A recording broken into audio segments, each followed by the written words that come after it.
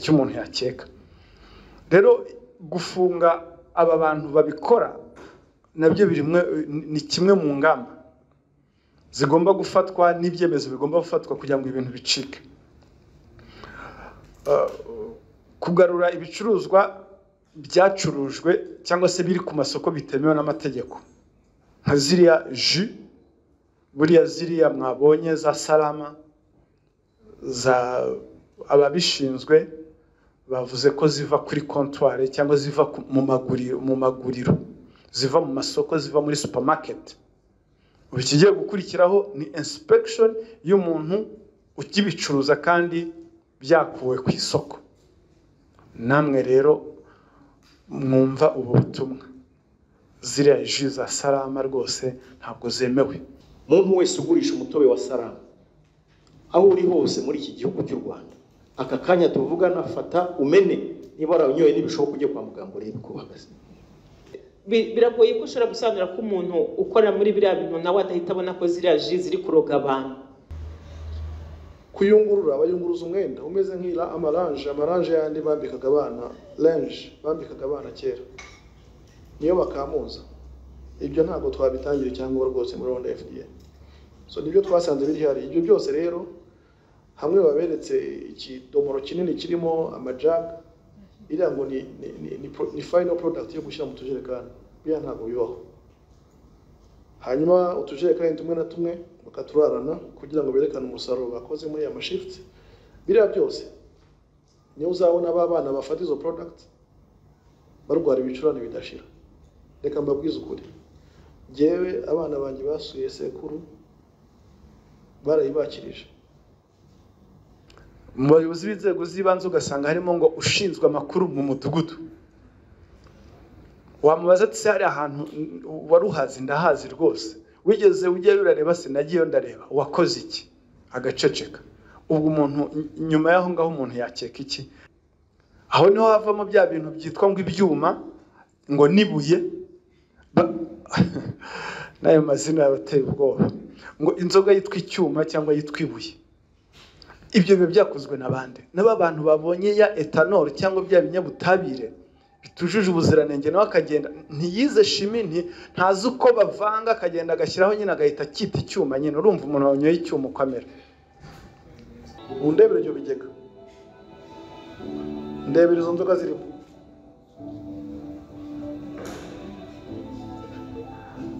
Amakuru abantu baturiye hano hantu baratubwiye ngo mu minsi ibiri, hagati y'iminsi 2 n'itatu abagiye fuse 3 zuzuye, shift 3 bose bacinywa mu gikari mu karyango gahari, bakararamo hariya wabonye, barangiza bagasuka muri biriya bido, bagahanagura, bagapakira imodoka, bagatanga amasupermarché. Dr. Yoriki arabiberetse aho umwanda wabo uriya ruganda usohokera ni kuriya hasa. Hari ahantu ntabwo ari mu kirwa, ntabwo ari n'ahantu hatajya abantu, ni ahantu abantu bose babona. Ariko icyo nababwira cyo nari babwire n'abayobozi bashinzwe aka gace nabo bafite icyo bakurikirana, kuko ntabwo byaba nkaho biba nk'ahatari abantu. Wenda nicyo nagira ngo basobanurire, kuko muri ibone ko mu by'ukuri iyo amafoto atangira ubona ibintu byiza cyane ukibaza nimba ariko uko winjira imbere hahandi buri wese atagera. Yabasobanuriye kwinjiramo abapolisi byabaye ngombwa ko buri igipangu, ntabwo ari kuhamenera ngo umenye ayo. Bivuze ko barabihisha. Ubikora abikora bizi ko ibyo akora bitemewe, abikora bizi ko ibyo akora bihumanya abantu, abikora bizi ko ibyo akora ari inyungu zarebera gusa. Ari niyo mpamvu nta transparency mu mikorere ye. Ibintu arabihisha, nanyu mwayibonye. Nagira ngo icyo nacyo gitambuke. Dr. Neba duplaying iriya video yindi nayo tuyirebe noneho dutangira.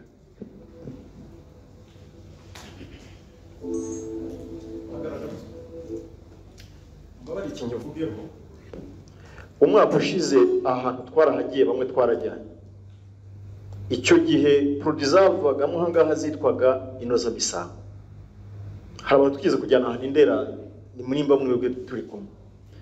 Yarakurikiranwe, nyuma ubwo ubuyobozi n'ubutari bwakoze akazi kabwo aza guhindura izina rya kampani aryitwa Sky Brewery Limited, ariko mu by'ukuri ntiyakomeza gukora icyo yitaga inozamisango. Ubu ngubu akora ikindi nacyo turibona, we akora rikeri. Muri make abakurikiranwa aha ngaha, abakurikiranwa ba nyir'uruganda n'insubiracyaha. Nagira ngo mubyumve, bamwe nimubona amashusho murahibuka abo twajyanyeyo nabo. Murakoze.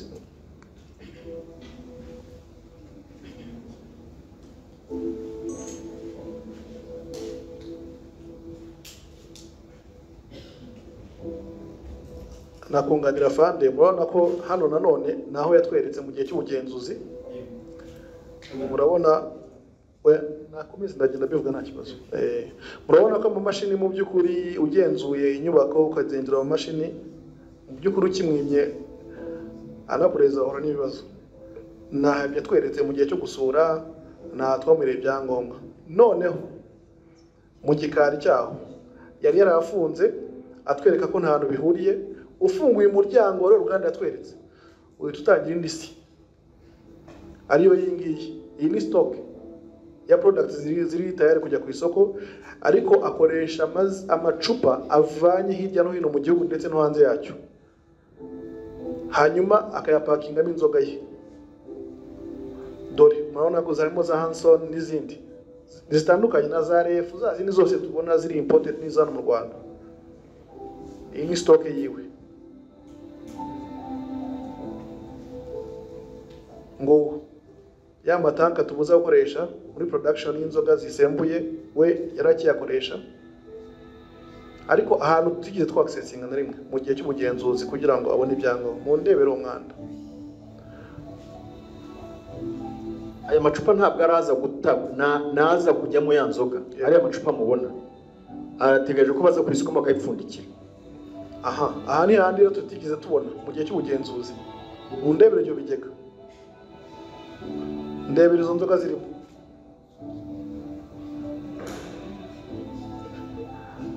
Amakuru abantu baturiye hano hantu baratubwiye ngo mu minsi ibiri, hagati y'iminsi 2 n'itatu abagiye fuse 3 zuzuye. Dore ngahakorera mu ndebero aho yatweretse n'ahakorera ukuntu hatandukanye. Ubwo twahinjiraga hari kuwa kabiri ushize yatweretse ko ataheruka kuhakorera, ariko umwuka wari urimo wonyine n'ibyo binogo hano amakaratari harimo amazi. Bari bamaze kuhakoropa, ariko murabizi ko amazi yagiye ahantu hatari ikaro atinda kuma, cyo kimwe n'ikaro. Umwuka n'ibimenyetso byonyine byaramufatishaga.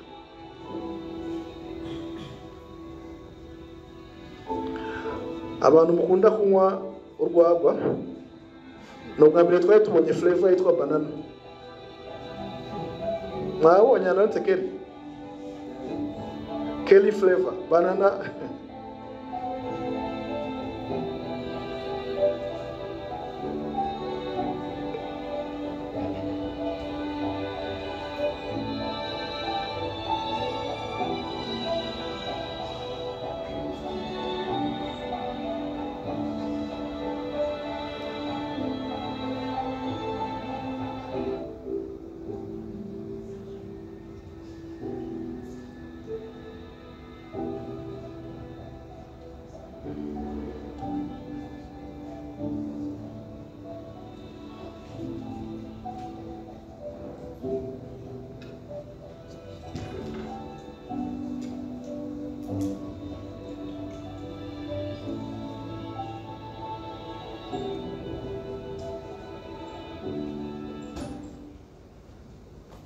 Abafatanyabikorwa beza rero noneho ngira ngo ubu murabavugizi beza, ubutumwa bugeraho bugomba kugera, ndetse nk'uko dusanzwe dufatanya turwanye ibi byaha. Murabona ko mukurikije amashusho na video mumaze kubona, murabona ko ibi bintu nta muntu utekereza wakabyihanganiye.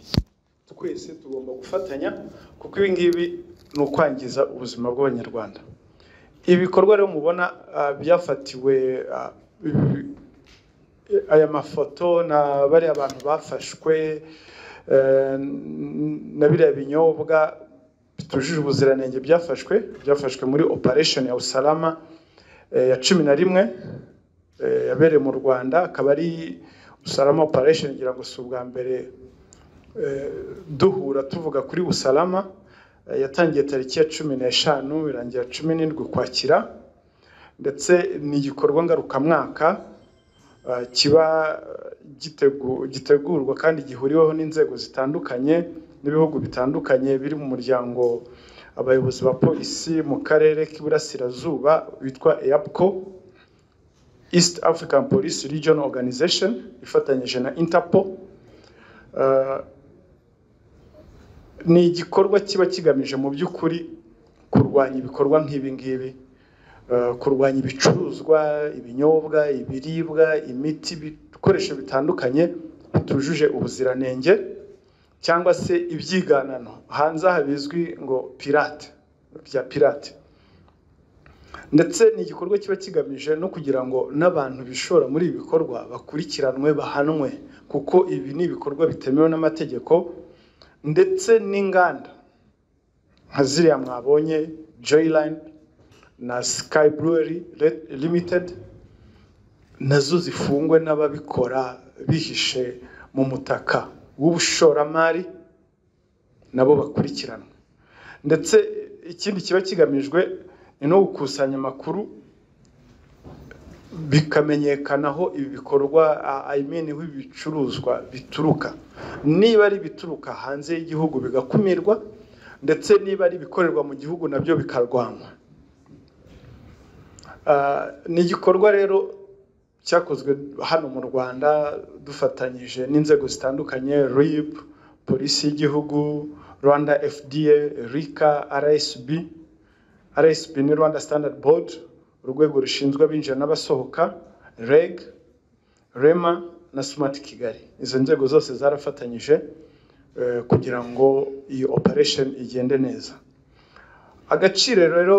Agaciro k'ibyafashwe byose hamwe bingana na miliyoni 106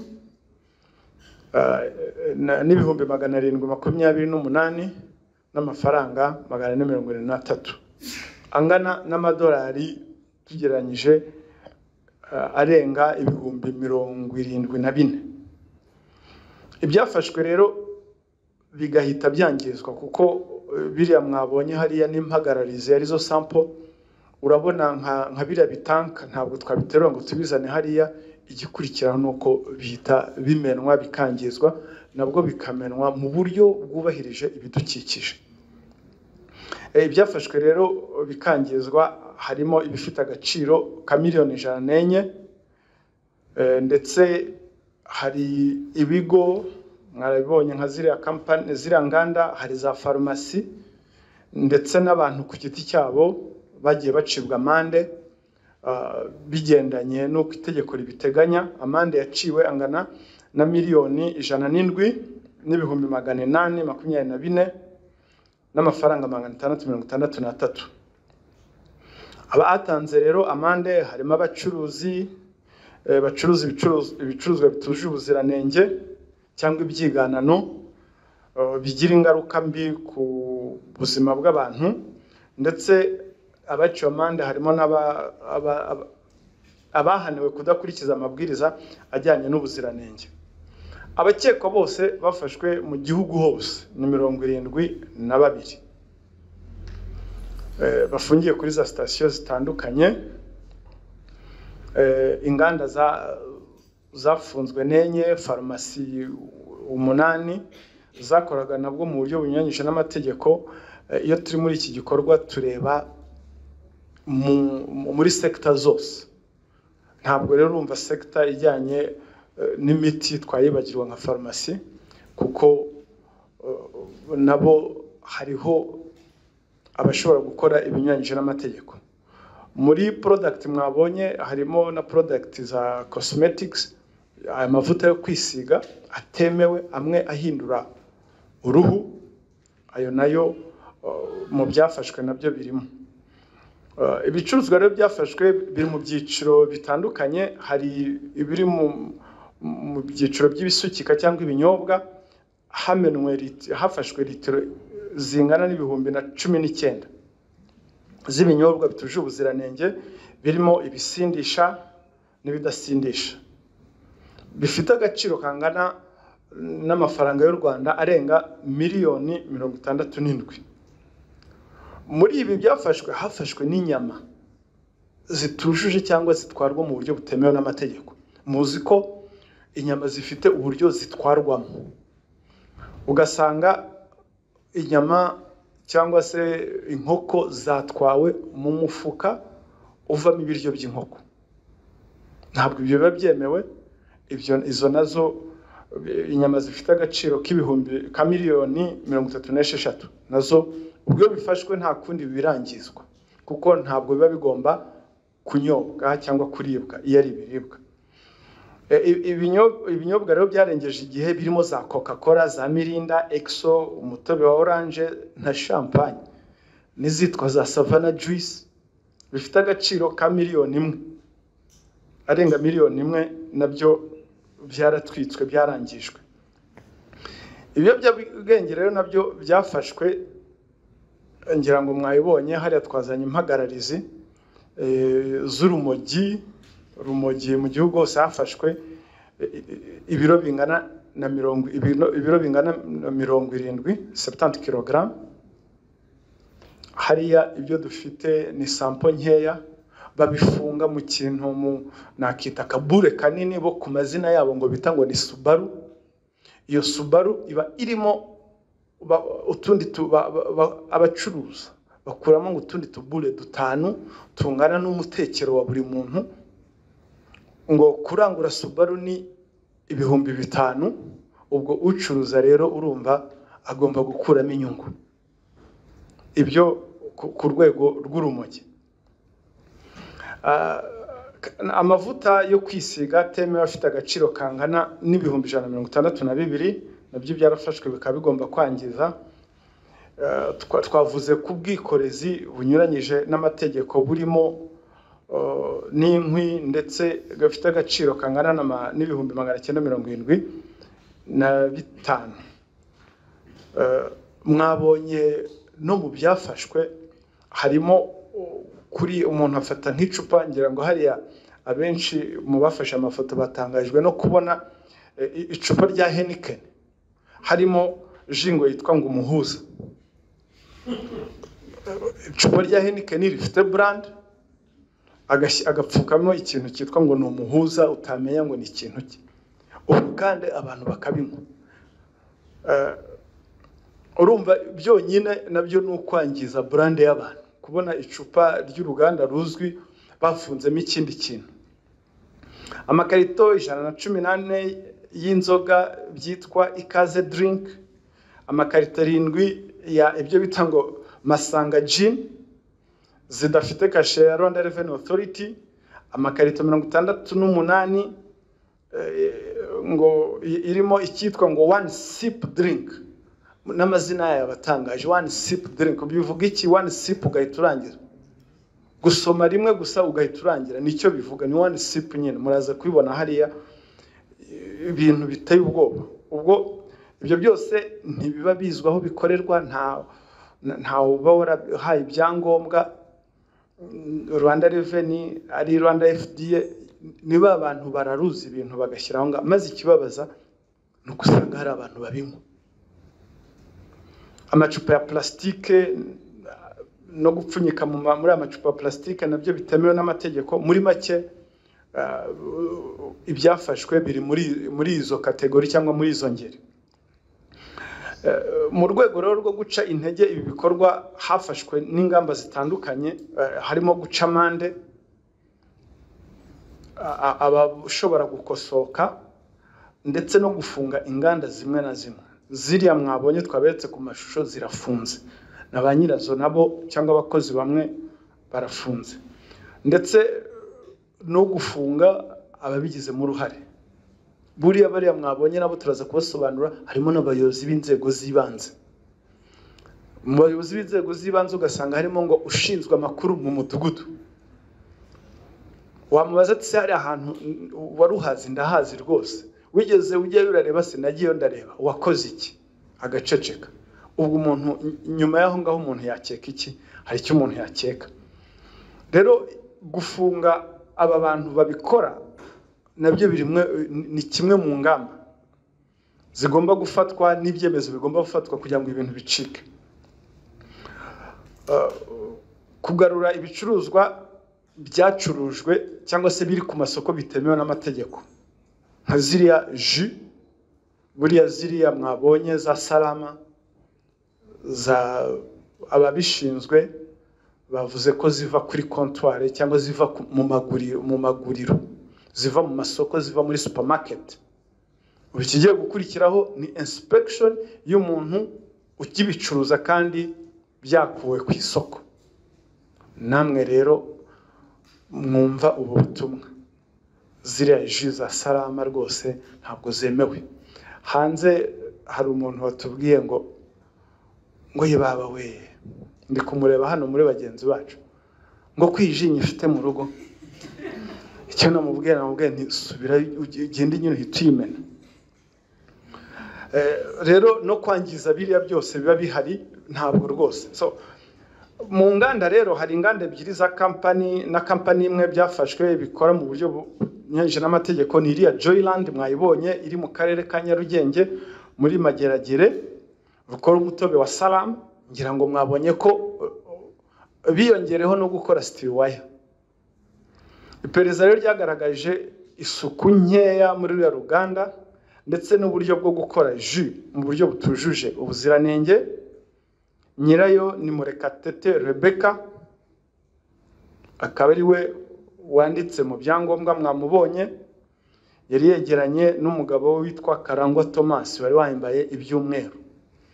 Uriya Karangwa Thomas nubwo uruganda rutamwanditseho, rwanditse ku mugore we, ariko niwe ukurikira management ya buri munsi, niwe uhemba abakozi, niwe ugura, niwe ugurisha, niwe uko wangaje abakozi. Biriya byose ari mwabonye ku ifoto byose biri ku mutwe we, arabizi ko bimeze kuriya, binakorwa kuriya. Hari Sky Brewery Limited iherereye mu karere ka Gasabo, umurenge wa Ndera, ngira ngo mwayibonye nayo.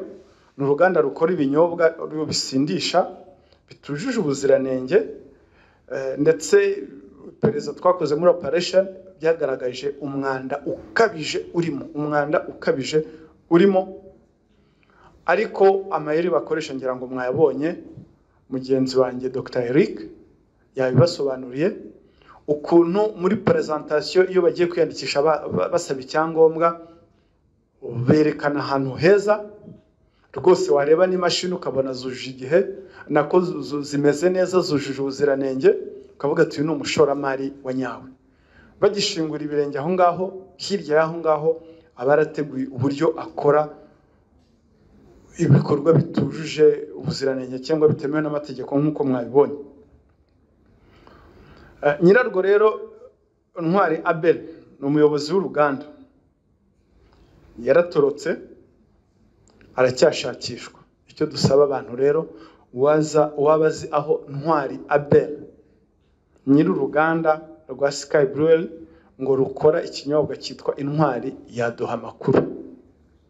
Arashakishwa, kumva ko yatoroka agatoroka ubutabera. Icyo namubwira, ukuboko k'ubutabera ni kurekure kuzamugeraho. Ibyiza yiripotinge, cyangwa se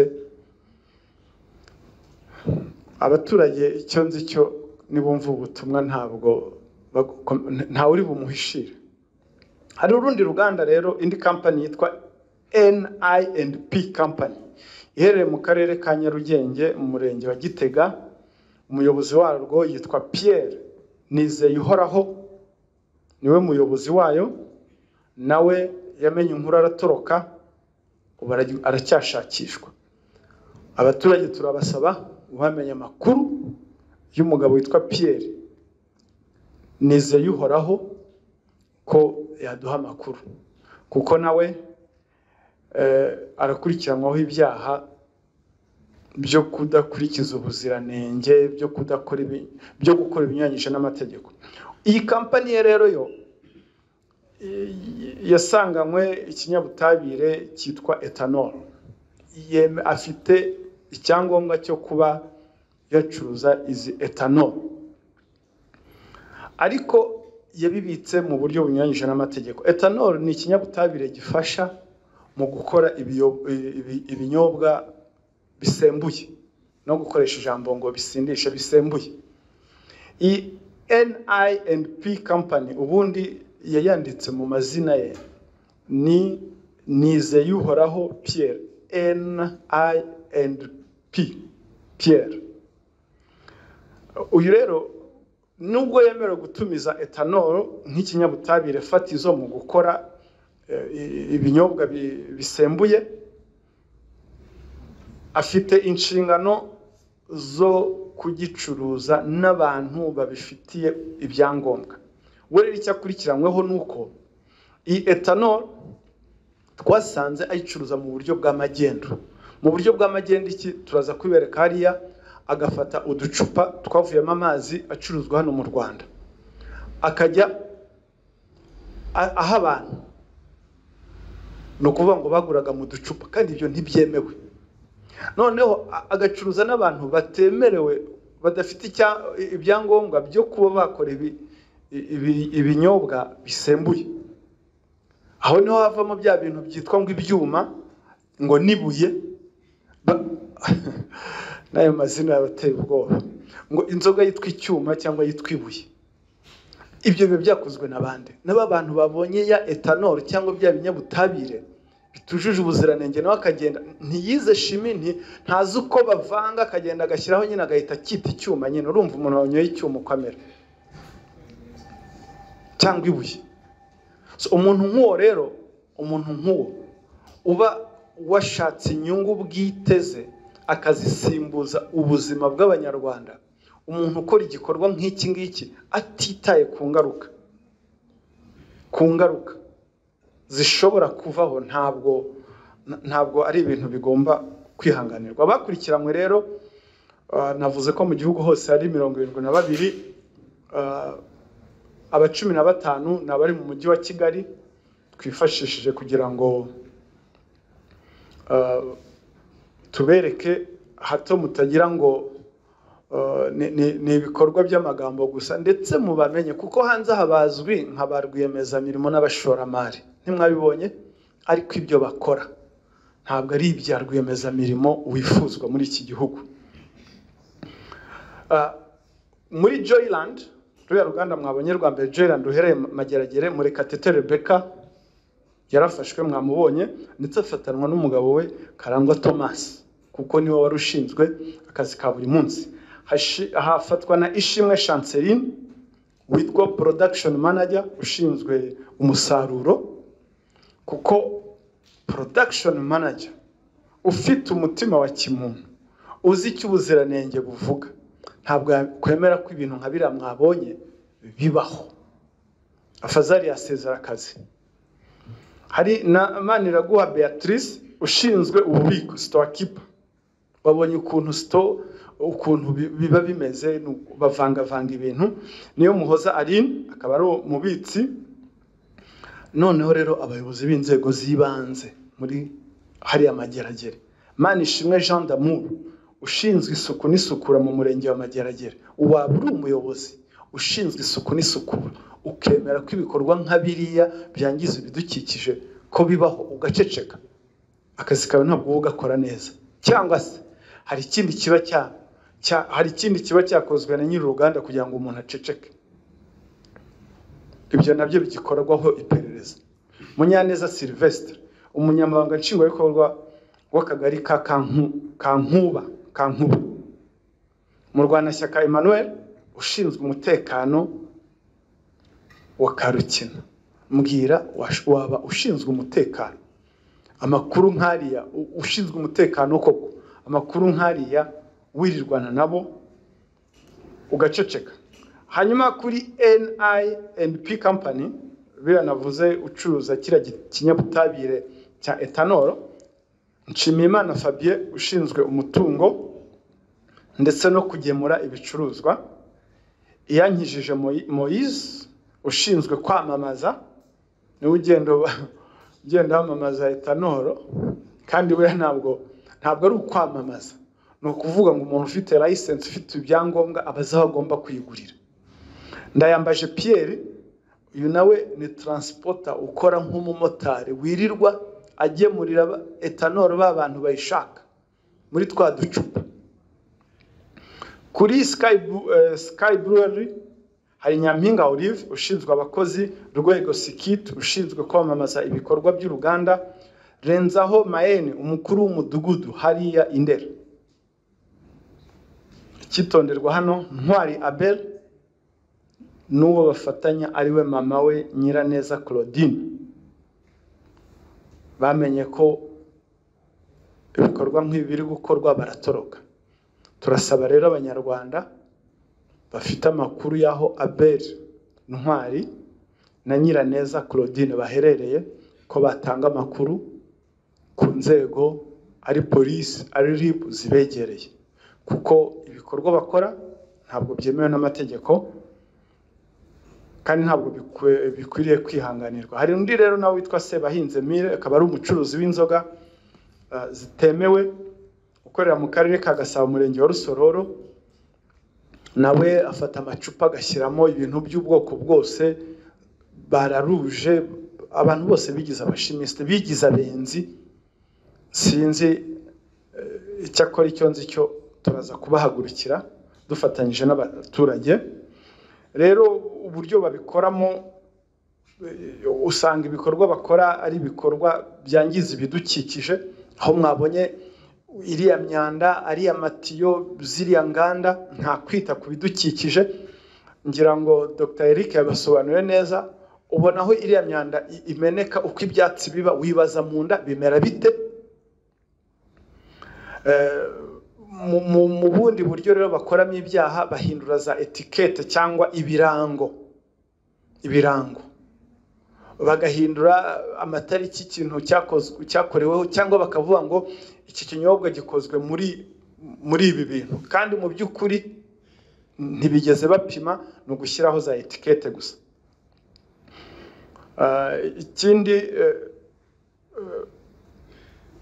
kuri NYNP ngira ngo byumvikanye neza uko uburyo etanol yinjira mu Rwanda, ni uburyo buri controle. Umuntu wayihawe nawe abafite amabwiriza agomba kugenderaho, ntabwo agomba gucuruza mu buryo bw'amagendo aha abantu batabifitiye n'ibyangombwa. We rero nubwo buryo abikoramo, ndetse mu kujijisha bagashyira muri utu ducupa ngo tw'amazi. Nubwo umuntu yagafata, kuko etanol nyine isa nk'amazi, ntabwo wamenya ngo ni iki kirimo, kandi muzi ingaruka. Dr. aza kubasobanura neza ingaruka etanol igira ku buzima bw'abantu. Iyi Sky Brewery Fande yari yabivuzeho, ni uruganda muri Operation Usalama y'ubushize rwarafunzwe, nyirarwo akurikiranwa n'amategeko ndetse arahanwa.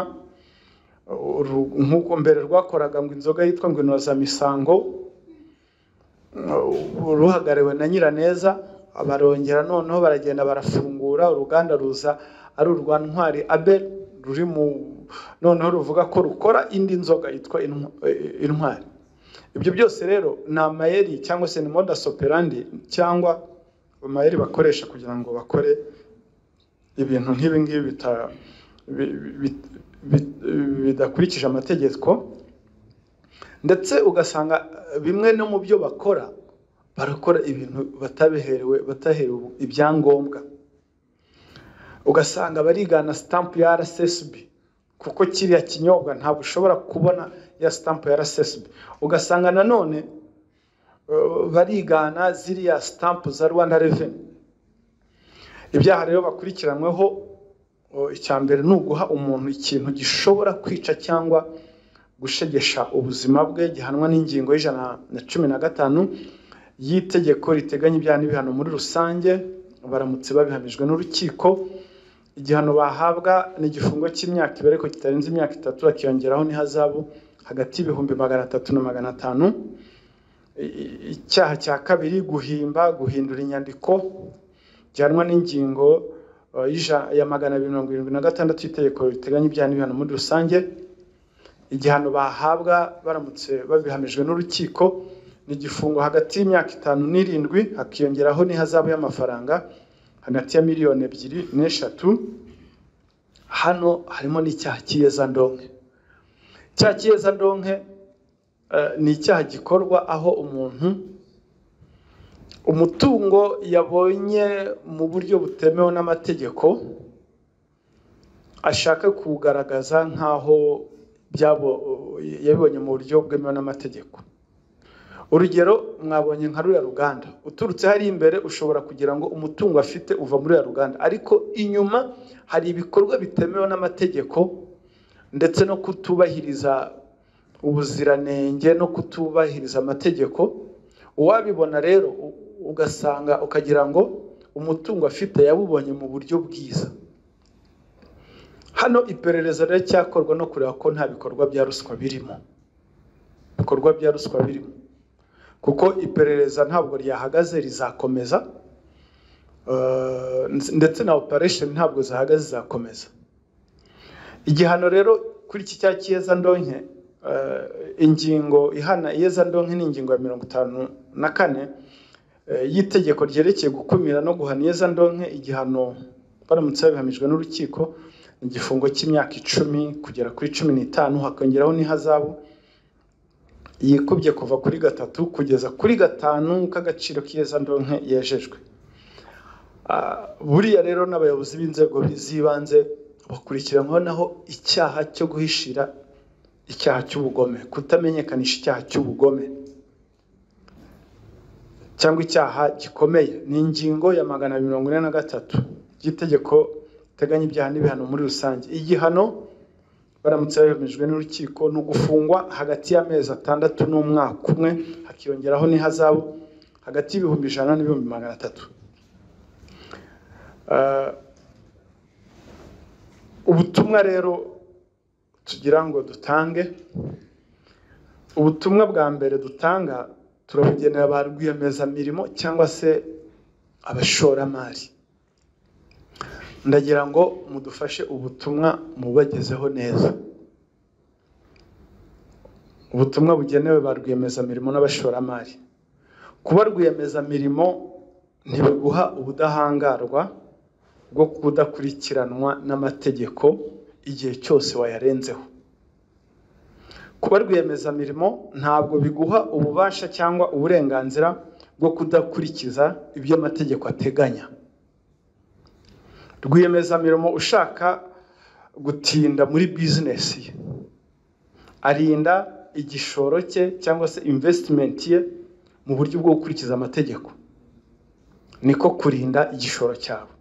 Rwiyemezamirimo ureba kure ntabwo agomba kurutisha inyungu bwite ubuzima bw'abanyarwanda cyangwa ubuzima bw'abantu, aho yumva ko yakora ibintu nka biriya zimeze kuriya zituje ubuziranenge kugira ngo babone ubukire, agwize amafaranga, hanyuma ubuzima bw'abantu ntabwiteho.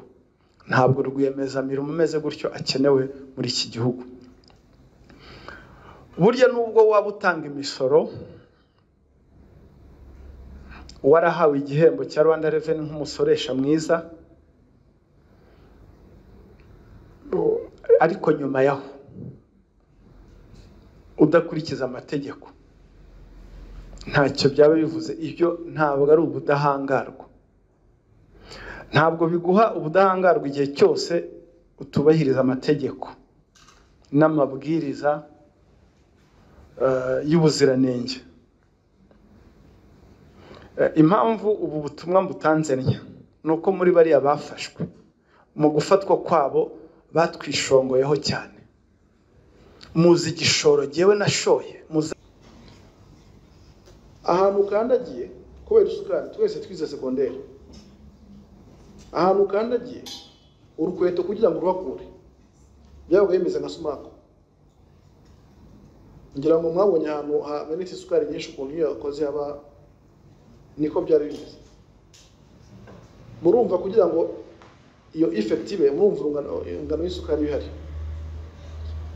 Kuyungurura abayunguruza umwenda umeze nk'ira amarange yandi bambikaga abana, linge bambikaga abana kera, niyo bakamuza.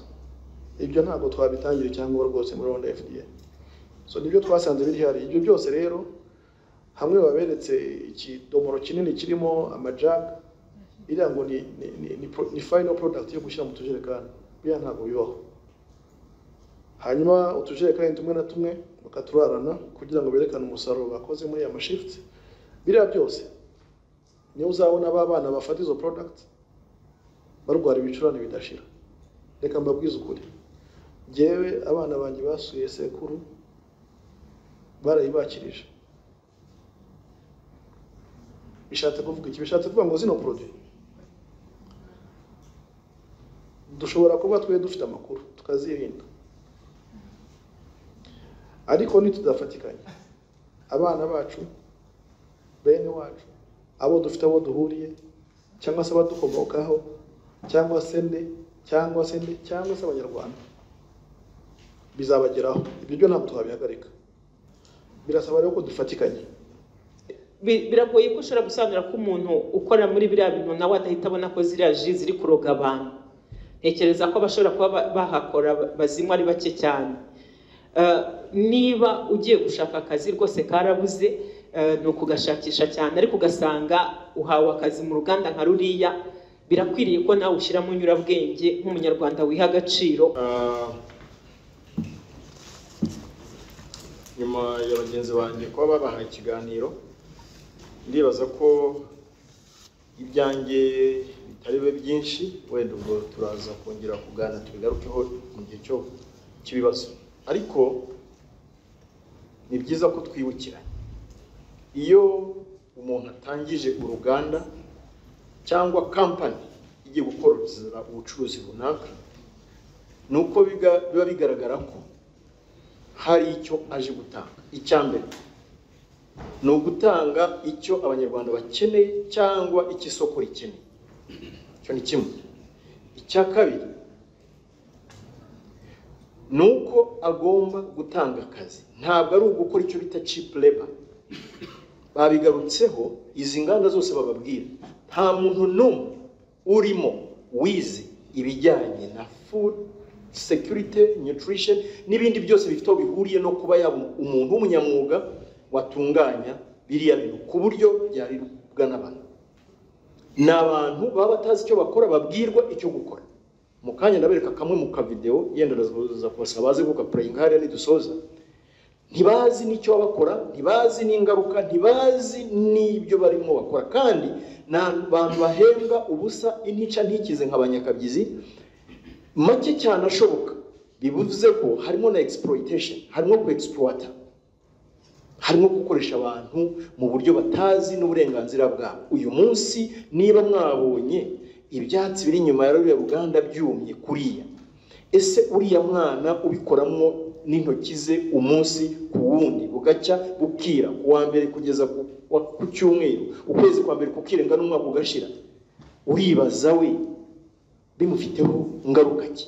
Ariko kuko atabizi, atazi n'uburenganzira bwe, we ashukishwa udufaranga akajyamo agakora ibyo ashaka. Ngira ngo mwabonyeho barara, ubwabyo bihita bikugaragariza ko ubikora arareba indonke ye, arareba inyungu ye gusa, nta bunyangamugayo burimo rwose. Ni abantu bakwiriye kugabo. Ikindi baba bitezweho ko bari gusore hakavamo amafaranga afasha igihugu.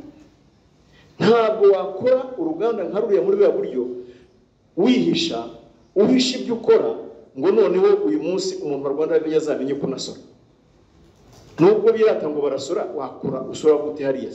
Wasora kandi n'imashini za zindi bagaragaza iyo baje muri inspection zigaragara ko zitigeze zikora nari ikuribona, uruhagira ukabona atari ko se uruganda ko rudakora.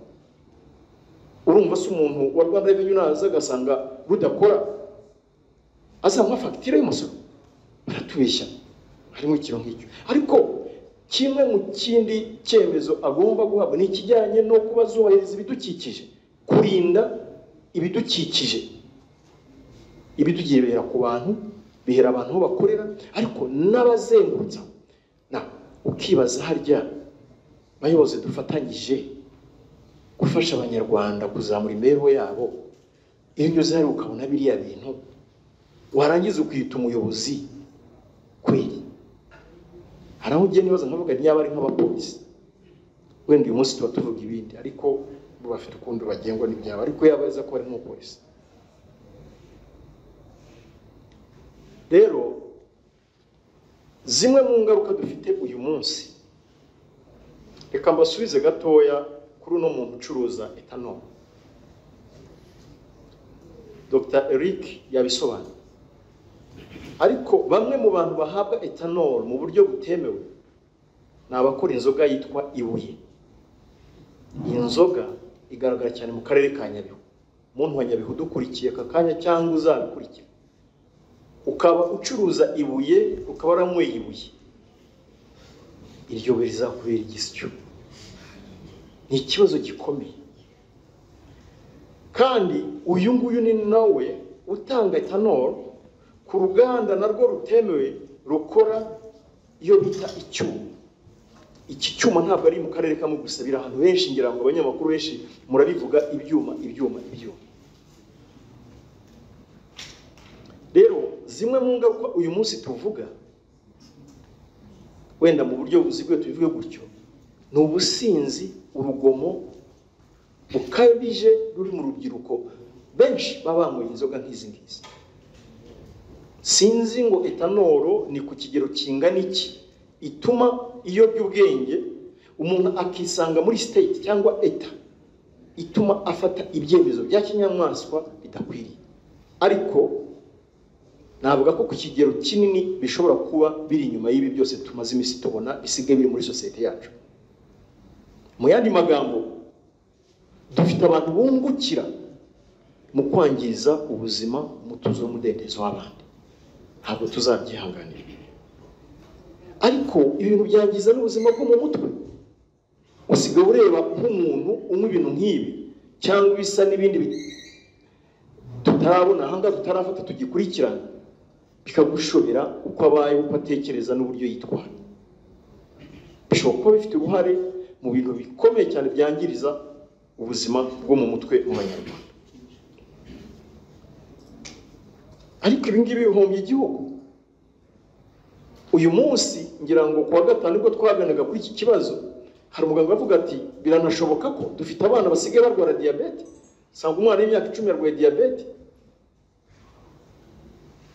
yarwaye igifu. Ariko ntabwo wabijyana kuri ibyo tubona uyu munsi. Ibi rero bifite uburyo bihombye igihugu mu rwego rw'imivurire, imbaraga z'igihugu, no gutuma urubyiruko rugenda ruba faible, weak, nakwita mu mvugo z'amahanga ruba useless, rutabasha no kwimenya n'icyerekezo ruganamo. Kuko ntabwo wanywa bino bintu ngo nurangize utekereze ko umuntu azicara agatekereza neza agafata imyanzuro ikwiriye ubuzima bwe. Ariko ibikorwa nk'ibi bibangamira abacuruzi b'inyangamugayo. Bo bakora bubahiriza amategeko, bakunguka biciye mu kuri, ahubwo abandi bagashaka kuzuza isoko n'ibi bintu bipfuye bya make mu by'ukuri bitakurikije standard zemewe. Bamwe muri aba ngaba ngira ngo bagenzi banjye ntibabivuzeho, ni ikibazo cyo gikurikirana na bagenzi bacu mu mugenzacyaha, bafite ISO certificate. Ibi arayifite ayomekaho, wayisanga mu iduka ukavuga ati Rwanda Standard Bureau yarabyemeje. Ariko wakurikirana ugasanga ntabwo Rwanda Standard Bureau itanga ISO certificate ku Rwanda rutazwi cyangwa ku kinyobwa kitujuje ubuziranenge. Oya, bivuze ko harimo ni bimwe mu byaha Dr. Thierry yavuze. Ariko reka ngaruke ku kibazo cya etanol. Etanol ni harya bagita ikinyabutabire. Ni ikinyabutabire cyaka, ni inflammable. Sinzi mu Kinyarwanda ko babyita, ariko mu Cyongereza bagita inflammable. Uyu reka muvuge mazina, Pierre Nizeyuhoraho. Ibi bintu yarabibitse ahantu muri karitsiye mu miturire iwe mu rugo mu bibido binini.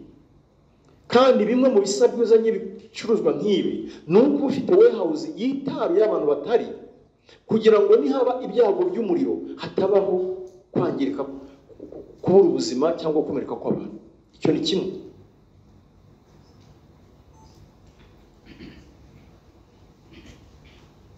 Mbabare gato. Yego, ugasanga umuntu yirengagije ibyo asabwa, abitwaye ahantu atangira kugurisha mu bucupa bw'amazi y'Inyange, mu tubido duto duto, kuri ba bandi batabyemerewe kubikoresha. Ugasanga arabiha undi ushaka gushyira muri za nzoga z'inkorano, akamenamo etanol, noneho yamara kwimenamo ikitwa ya mazina yavuze.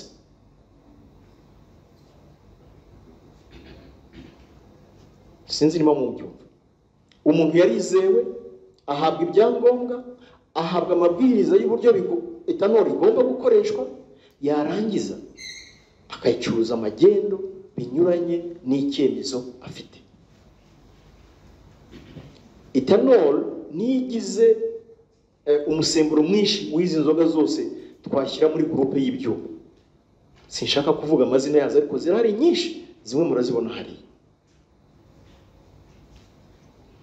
Aha rero uyu munsi turavuga ji ya Salama, hashobora kuba hari izindi ji nyinshi mu gihugu. Ibi ni bimwe muri bike biratwereka ko hari ibindi byinshi mu gihugu bihari hirya no hino. Dufite Sky Brewery bamusobanuye. Sky Breweries. Uwe ntiwamenya ngo acuruza iki. Icupa rya Heineken ashyiramo, irya ashyiramo, ku buryo iyo apakiye, iyo usoma icupa iriya package iriya label, ntumenya ngo harya uruganda we amacupa we aratora.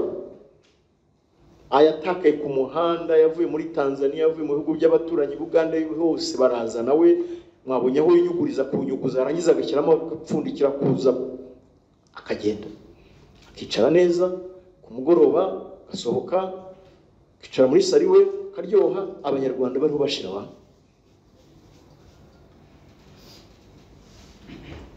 Hari ibyago byinshi rero, ibyago by'ubuzima, nimvuga ubuzima buvuga uburwayi, ibyago bya public disorder, kubangamira umutuzo, umudendezo w'abanyarwanda biciye mu myitwarire y'abantu babanywa bino binyobwa, ibisembuye n'ibidasembuye. Ariko icyo nshaka kubabwira nuko ibi ngibi bitugaragariza ko ari biki. Ibyo mubona aha ngaha twabuze uko biterura ngo tubizane, dufata bikeya gusa ngo mubirebe, kuko nitwabona uko tubizana ni byinshi. Ariko ntibivuze ko nta bindi biri hirya no hino mu gihugu uyu munsi tuvugana bariho bakora. Abo nabo turakomeza n'ibyo dukora kandi tuzatubibagezaho. Reka nihute ntanga ubutumwa kugira ngo tubashe kuganira. Muntu wese ugurisha umutobe wa Salama, aho uri hose muri iki gihugu cy'u Rwanda, aka kanya tuvugana, fata umene, niba waranyoye n'ibishoboka ujye kwa muganga urebe uko uhagaze. Muntu wese ucuruza ibinyobwa byose byakozwe na Sky Breweries, aka kanya tuvugana, bisohore ubimene. Uwo tubisanga na bicuruza nyuma y'iyi nama tugiranye, nawe arabafatanya cyaha. Ibi ntabwo ari mike. Ntabwo kuba twafasha abangaba bicuruza bimugira umwe, kuba twabafashe inganda zigafungwa, ibintu bigafatwa, bivuze ko nibiri mu isoko aka kanya ntibyemewe.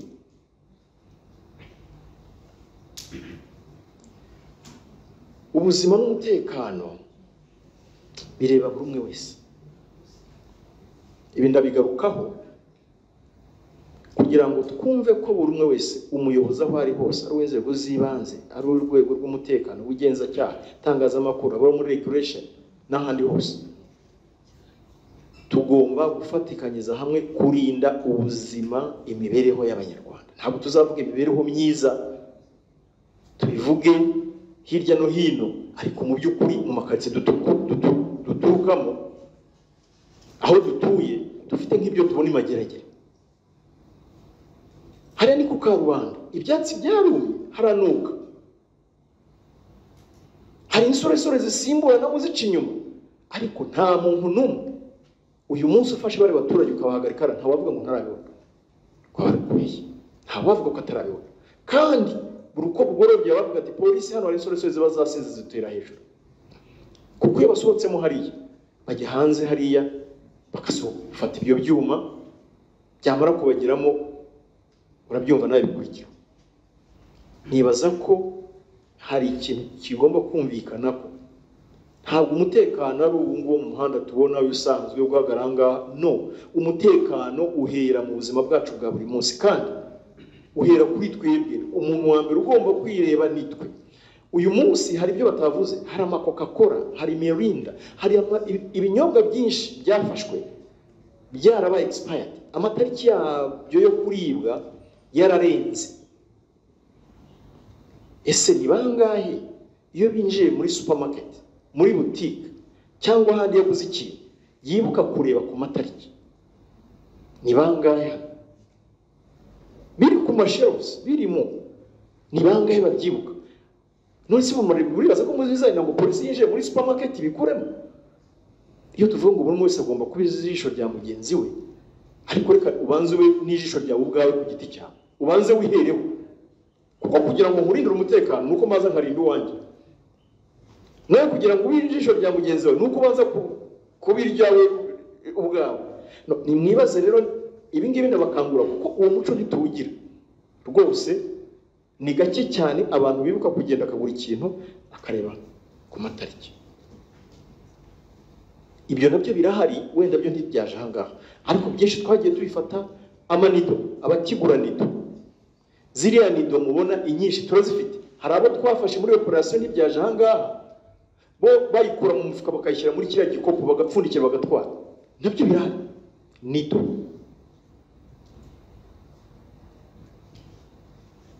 birakorwa n'umuntu we arabisobanukiwe. Iyo agiye gushaka umuntu, ashaka umuntu utabizi, ku buryo we yamubwiye ati ndaguha 10,000, nta kindi abaza, amukora icyo yifuza. Ibi binyibutsa kera tubereka abantu babaga inka zinjurana, abantu bakoreshaga, yazaga Nyabugogo akareba umwana wihitira ati ngwe nta kazi ushaka, kamujyana. Aba bantu bose rero ni bamwe, imitekerereze yabo ni imwe, kandi imitekerereze yabo ni imwe. Nta wabihakana ko ibyo akora atabizi, kuko babihisha ku kigero cyo hejuru, bakagerageza uko bashobora bagashaka abantu badasobanukiwe ku buryo amakuru atazasohoka. Bivuze ko mu bugenzacyaha barabizi, harimo premeditation, abitekerezaho, akabihishira, akabigenderamo, akabyungukiramo, ubuzima bugakomeza. Rero reka nsorezaho, ariko reka mbereka akantu kamwe muri rwa ruganda ntikabashe kugaragara muri video, ukuntu tukihagera banze gufungura. Urumva bageze hera ku ruganda hahandi imbere heza, bavuze ko nta handi twabwe, ariko nyamara inyuma harimo uruganda rundi rutarura umutwereka. Noneho bibaye ngombwa ko bamwe mu bapolisi bacu bari bwurire abari mu ruganda, bamwe murareba ukuntu basohotse biruka. Gashyira hari ongera ucane hano. Urwo inyuma ubone wa mujyana.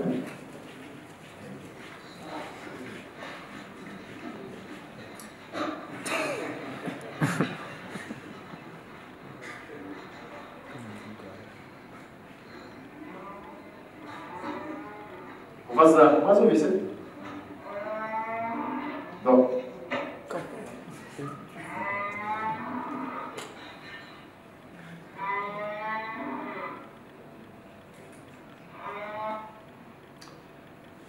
Murakoze, reka nsigaye utanga umwanya w'ibibazo, ariko nibyo nagira ngo bagezeho. Murakoze.